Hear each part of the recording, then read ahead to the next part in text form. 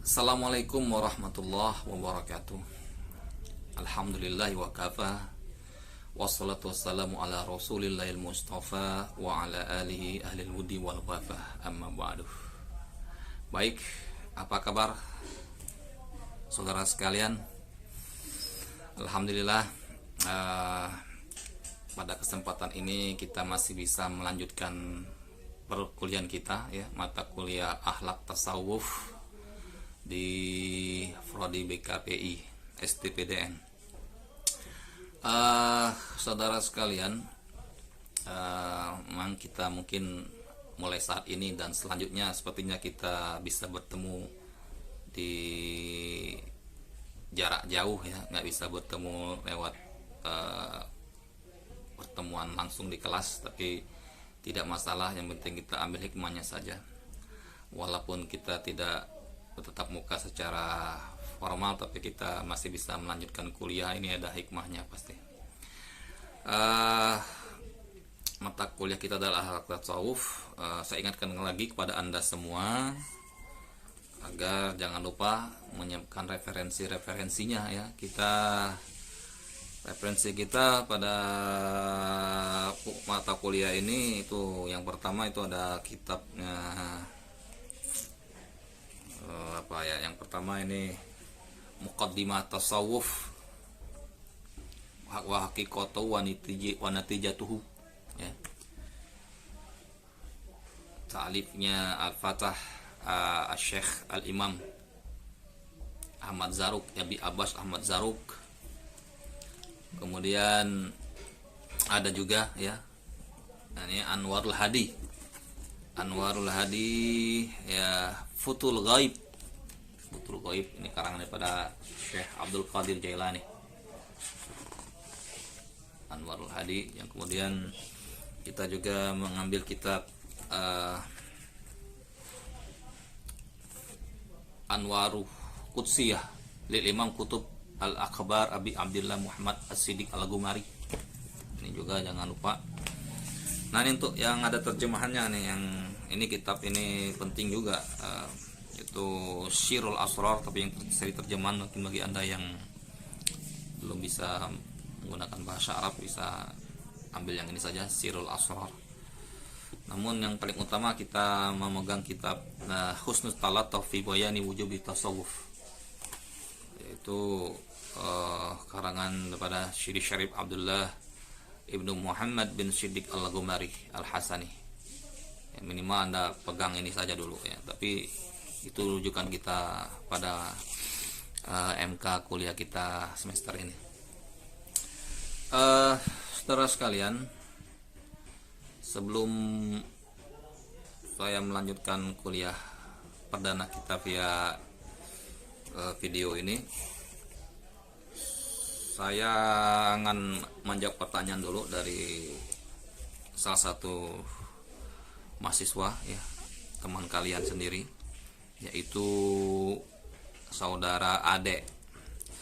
Izin bertanya, Pak dosen, apa pengertian daripada tasawuf dan tujuannya, dan apakah ia merupakan ajaran dari agama Islam sendiri? Karena banyak yang berpendapat bahwa tasawuf itu bukan dari ajaran Islam. Wah, ini pertanyaannya. Ini pertanyaan kita jawab dulu, ya. Ini memang sebenarnya kita bahas di pertemuan pertama sebenarnya, yaitu apakah pengertian daripada tasawuf. Kalau di dalam kitabnya Ahmad Zaruk Qawaidut Tasawuf itu banyak makna, ya. Ada lebih daripada 2000 definisi tasawuf yang ada, ya. Nah, disinilah menariknya, walaupun ada 2000 lebih definisi, tapi tidak saling bertentangan, bahkan saling melengkapi, ya. Kenapa bisa begitu? Nanti kita bahas, ya. Silakan aja buka di buku Husnul Talatuf fi Bayani Wujubi Suluki Tasawuf.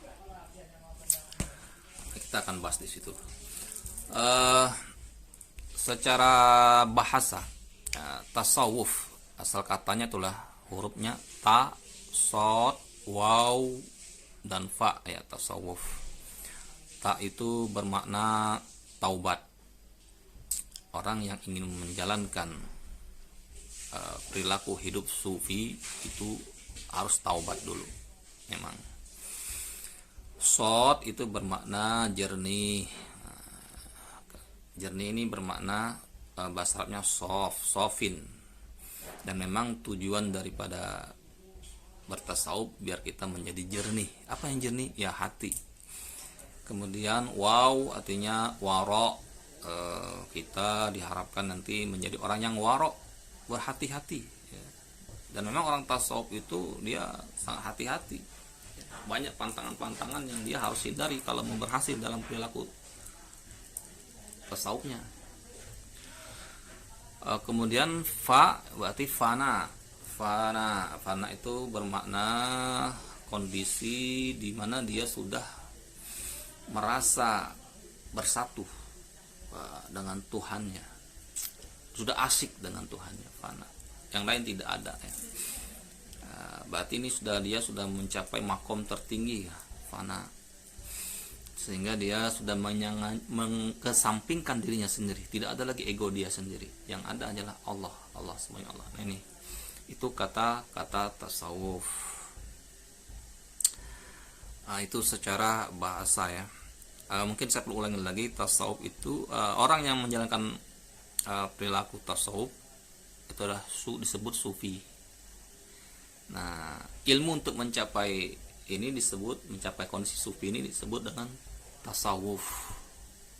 Asal katanya tadi diambil daripada ta, sod, waw, fa, tasawwafa.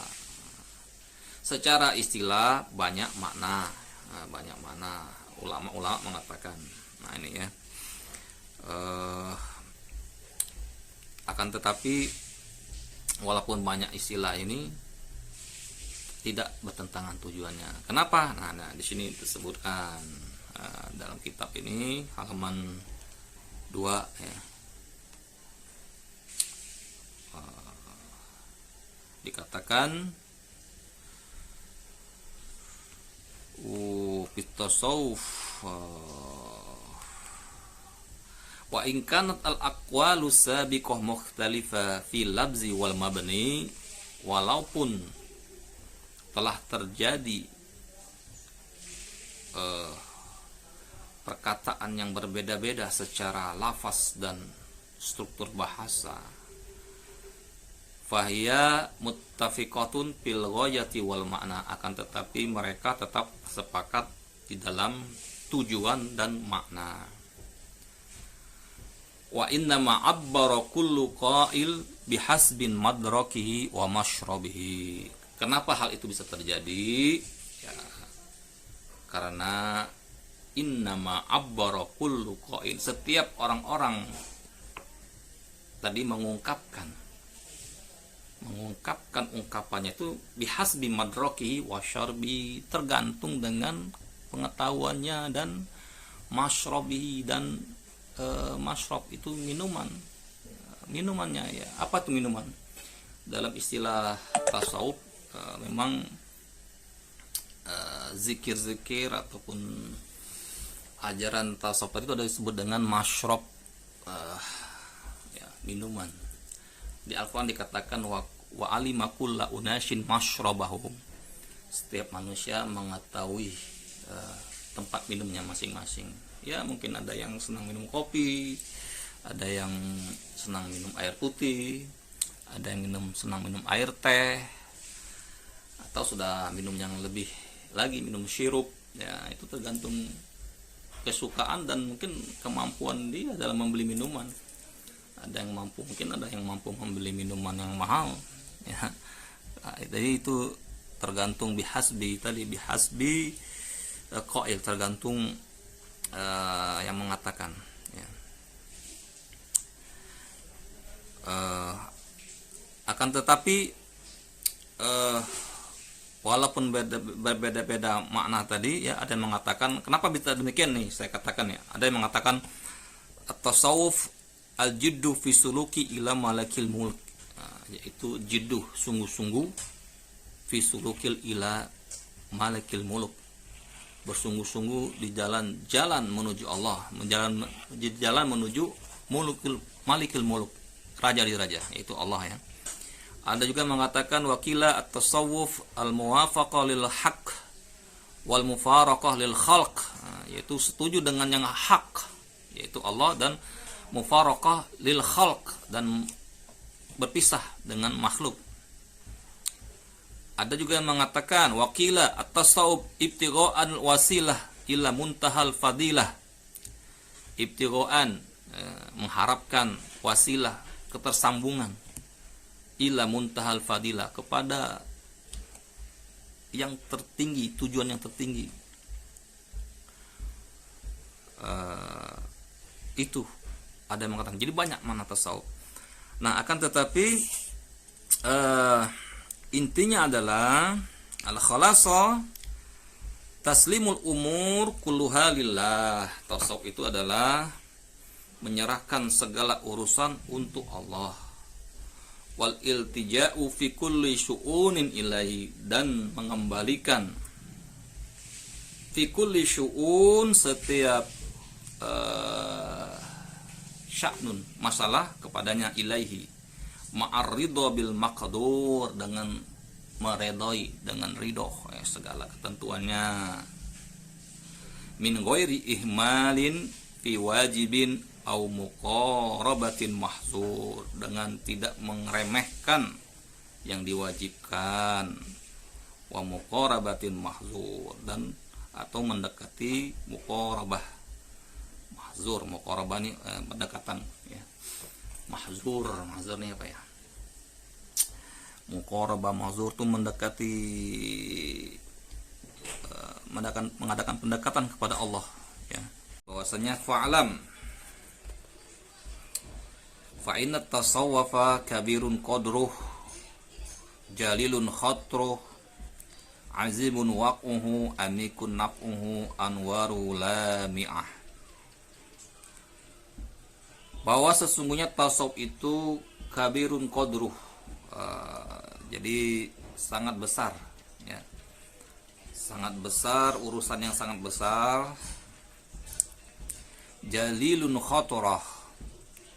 khatarahu, bahwasanya pengaruhnya juga sangat agung. Azibun waq'uhu, kejadiannya sangat besar. Amikun naf'uhu, manfaatnya sangat dalam. Anwaruhu lami'ah, cahayanya bersinar. Wa asmaruhu yani'ah, dan buahnya juga sangat bermanfaat.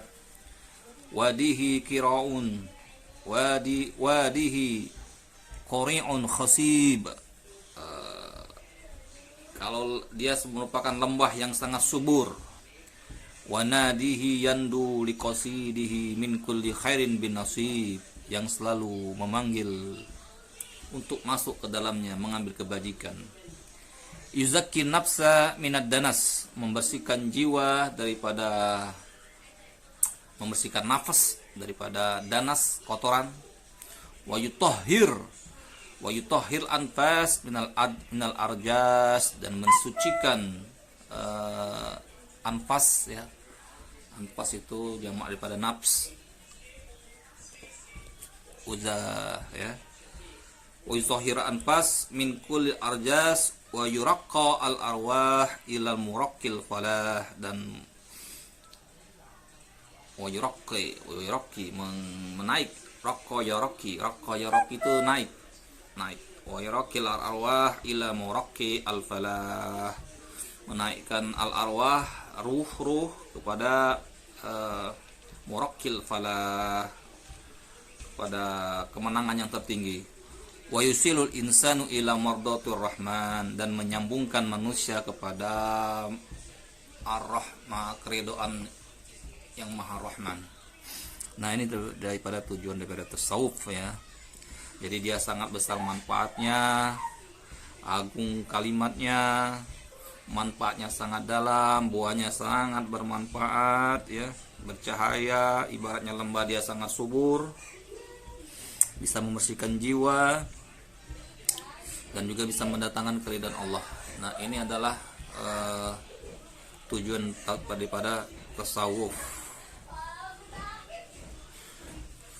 Nah, kemudian kalau dari pertanyaan tadi, apakah tasawuf ini adalah ajaran Islam sendiri, bukankah tasawuf ini juga adalah dari ajaran agama lain? Nah, ini sebenarnya ini yang perlu kita perjelas lagi, bahwasanya Islam ini tasawuf memang dia murni ajaran Islam. Dari mana buktinya? Nah, ini kita lihat ya. Secara keilmuan memang tasawuf itu tidak beda dengan ilmu-ilmu lain seperti ilmu tafsir, ilmu fikih, ilmu usul fikih, karena kehadirannya adalah baru setelah mungkin 3 abad setelah meninggalnya Rasulullah SAW. Demikian juga ilmu-ilmu agama yang lain seperti ilmu fikih, ilmu hadis, tafsir. Akan tetapi perlu diketahui tasawuf memang bersumber daripada Islam, dan dia kalau kita baca di sini adalah wa huwa ila janibi hadza ruknun min arkaniddin. Dia adalah wa ila janib hadza ruknun min arkaniddin. Di samping itu, ini adalah tasawuf ini adalah rukun daripada arkanuddin. Ya, kita tahu dari mana taunya arkanuddin? Ya, kita tahu bahwasanya ada tentang hadis, terutama ini hadis Jibril kan. Hadis Jibril ini hadis yang sangat panjang ya. Hadis Jibril ini seperti diriwayatkan oleh Umar ya.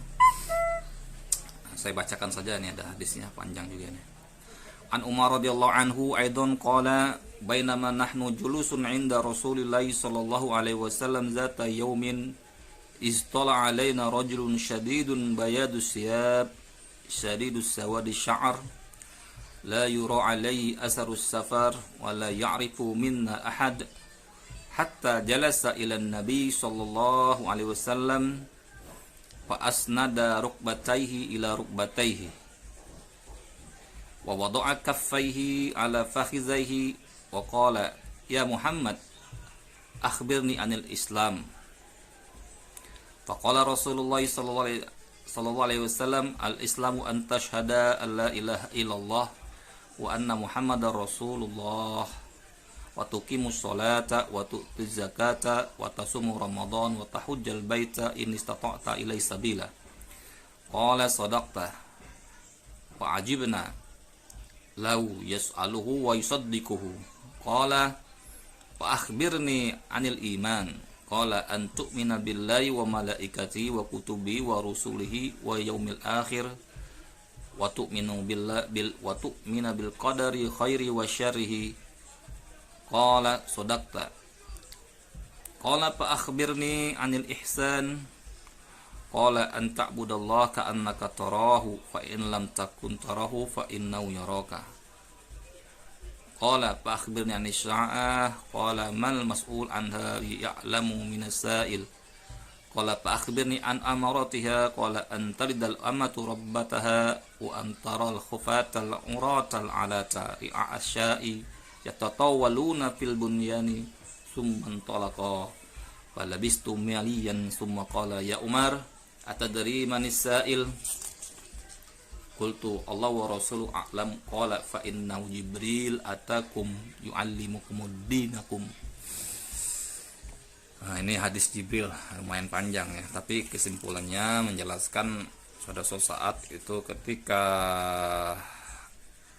Umar dan para sahabat duduk bersama Rasulullah, tiba-tiba muncullah seorang laki-laki yang berpakaian putih dan rambutnya hitam kelam. Tidak terlihat kesannya dari perjalanan jauh, padahal para sahabat tidak kenal. Kemudian laki-laki duduk sambil mendekatkan mendekatkan rukbataihi, lutut dengkulnya kepada dengkul Rasulullah, dan bertanya, apa itu Islam? Mawal Islam? Dijawablah oleh Rasulullah, al-Islam, salat, puasa, zakat. Kemudian tanya lagi ketika apa itu iman? Mahwal iman? Maka dijawab oleh Rasulullah, iman itu adalah engkau beriman atau percaya kepada Allah, malaikat-malaikatnya, kitab-kitabnya, pada Rasulnya, hari kiamat, dan iman kepada takdir Allah yang baik ataupun yang buruk. Kemudian orang itu mengatakan, sodaklah, engkau benar. Maka heran juga Sayyidina Umar, kok bertanya tapi membenarkan, padahal dia bertanya. Nah, itu ada apa? Nah, kemudian yang ketiga, mahwal ihsan, ditanya, apa itu ihsan? Nah, dijawablah oleh Rasulullah, ihsan itu adalah ta'budullah ka'annau tarahu, engkau menyembah Allah seolah-olah engkau melihatnya. Fa in lam takun tarahu fa innallaha yaraka. Jadi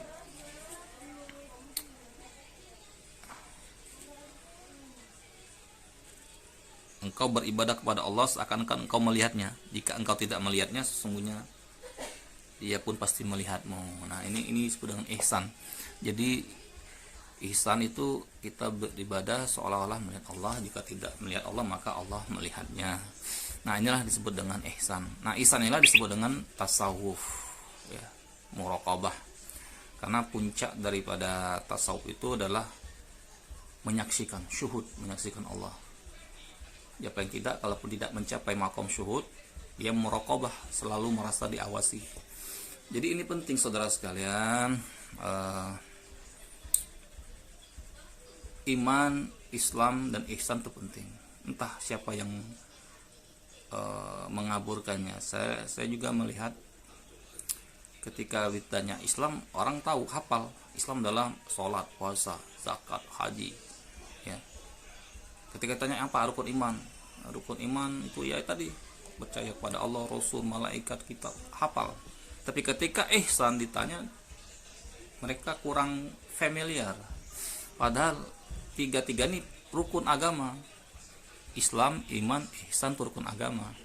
Dan ihsan itulah disebut dengan tasawuf. Nah, maka jangan heran jika orang melepaskan ihsan, maka penghayatan keagamaannya kurang, karena merasa kurang diawasi. Jadi tidak heran kalau jika ada seorang yang kelihatannya rajin beribadah tapi akhlaknya tidak menunjukkan orang ibadah, karena tidak meresapi makna ihsan ini. Dan ihsan inilah tasawuf. Dan tasawuf sendiri itu adalah akhlak, ya. Sebagaimana dikatakan oleh baginda Nabi Muhammad SAW, innama bu'istu liutammima makarimal akhlak. Sesungguhnya aku diutus untuk menyempurnakan akhlak manusia. Nah, ini alasan dalil bahwasanya tasawuf itu adalah rukun. Jadi memang adalah ajaran agama sendiri, dan memang dibuktikan.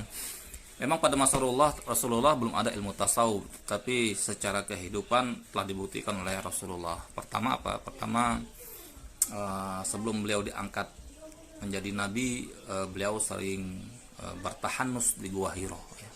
Apa itu namanya bertahanus? Itu kalau tahanus artinya menyepi, ya, merenung, berpikir di Gua Hiro. Tahanus itu kalau dalam istilah tasawuf disebut dengan uzlah, ya, menyendiri. Dia menyendiri, tujuannya apa? Ya, merenung, berpikir bagaimana memikirkan bagaimana diri, memikirkan alam, fenomena alam atau sosial, agar supaya mendapatkan ilham, mendapatkan pencerahan. Dan rata-rata orang-orang besar di dunia ini lahirnya dari tahanus, dari berpikir menyendiri ini, dari al-uzlah ini, ya, seperti Nabi Muhammad, ya, atau katakanlah Nabi Isa, atau Ya tokoh-tokoh agama langit juga, misalnya Buddha, Siddhartha Gautama itu daripada suka menyendiri. Imam ulama-ulama besar dunia Islam seperti Imam Al-Ghazali ya, mereka sebelum mencapai ilmunya yang tertinggi dia uzlah dulu, seperti uzlahnya Ash-Shahrawardi juga begitu ya, sampai mereka sampai bertahun-tahun itu uzlah dalam rangka apa? Merenung, berkontemplasi agar supaya mendapatkan pencerahan. Nah ini itu alasannya bahwasanya tasawuf itu juga dilakukan oleh Rasulullah. Tidak lebih dari itu juga ajaran tasawuf. Contoh setelah Rasulullah juga sering sholat taubat ya. Dia sering istighfar minimal 100 kali sehari, padahal dia jam masuk surga. Para sahabat juga begitu. Artinya perilaku tasawuf juga sering dilakukan oleh Rasulullah. Zuhud ya, kita katakan bahwasanya para sahabat itu hidupnya sangat zuhud ya, para zahid. Rasulullah sendiri kalau kita pahami, beliau itu adalah seorang raja ya. Tapi masya Allah, walaupun seorang raja, rumahnya saja sangat kecil, hanya berapa luasnya. Kalau Anda pernah berziarah ke Madinah, ke Masjid Nabawi, di Raudhah, di sana makamnya itu seluas rumahnya, dan tingginya nggak nyampe berapa meter, nggak nyampe 3 meter, dan dalamnya apa nggak ada. Sampai Sayyidina Umar menangis ketika masuk ke dalam rumah Rasulullah, melihat saking sederhananya rumah Rasulullah. Itu sangat zuhud. Siti Aisyah sangat zuhud, Sayyidah Fatimah, ataupun Umar sendiri, Sayyidina Umar, beliau sangat pemimpin, seorang raja ya. Seorang raja tapi beliau sangat sederhana, warok hidupnya, zuhud ya. Pakaiannya saja sangat sederhana bandingkan dengan kisra-kisra raja zaman dahulu. Nah, jadi kehidupan tasawuf itu sudah dilakoni oleh para sahabat dan Rasulullah. Bahkan ahlus sufi, orang-orang yang disebut dengan ahlus sufa ini adalah sekelompok para sahabat yang tinggal di Masjid Nabawi ya, yang jumlahnya bermacam-macam ya. Ada yang mengatakan jumlahnya 30, ada yang mengatakan jumlahnya 300, ada yang mengatakan sampai jumlahnya 700. Tapi ini artinya ahlus sufa adalah kelompok-kelompok tasawuf. Mereka tidak lagi memikirkan pribadi, mereka fokus beribadah pada Allah Subhanahu wa taala. Nah, ini para ahli sufa. Nah, jadi tasawuf sendiri memang bagian daripada ajaran Islam. Tidak ada penyimpangan di sana. Dia murni, bahkan Rasulullah menganjurkan kita untuk hidup zuhud, wara, ridho ya. Ayat Al-Quran tuh coba bayangkan di sana berapa perintah untuk berpikir, untuk ridho, untuk sabar ya. Ista'inu bis sabri was shalah. Kemudian untuk dianjurkan untuk mensucikan jiwa ya. Qad aflaha man zakkaha, beruntunglah orang-orang yang telah mensucinya. Wa qad khaba man dassaha, dan sangat rugilah orang yang mengotorinya ya. Mengotori jiwa. Jadi jiwa ini perlu dibersihkan, hati perlu dibersihkan. Nah, cara membersihkannya bagaimana? Nah, inilah kalau dulu sahabat belajarnya sama Rasulullah, kemudian sahabat lagi mengajarkan pada tabi'in belajar di situ cara membersihkan jiwanya. Sebab jiwa ini kalau tidak dibersihkan maka ya umpamakan kaca. Kalau kaca kita lihat sangat kotor, misalnya kacamata saya ini kalau berkabut tentu kita susah memandang yang kita pandang. Tentu saja begitu juga hati, kalau hatinya berkabut kotor maka tidak bisa memandang. Yang ada hanya yang zahir, memandang yang di luar zahir, yang batin tidak bisa kelihatan.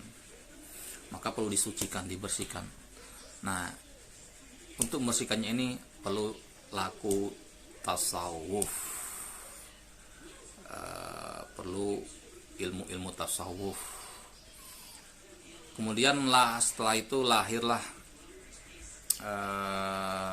dulu memang belum ada organisasi yang mengajar secara terstruktur atau ada kurikulumnya. Dulu orang belajar datang-datang saja kepada para ulama-ulama, belum dibuat semacam kurikulum. Nah, kemudian baru pada masa sekitar abad ke 500, awalnya sih pada masa Al-Ghazali, Imam Al-Ghazali, kemudian dilanjutkan oleh Syekh Abdul Qadir Jailani, kemudian dibentuklah madrasah tasawuf ini.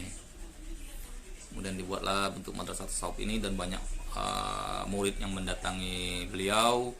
Di sana terbentuk suatu kelompok, membentuk suatu perkumpulan.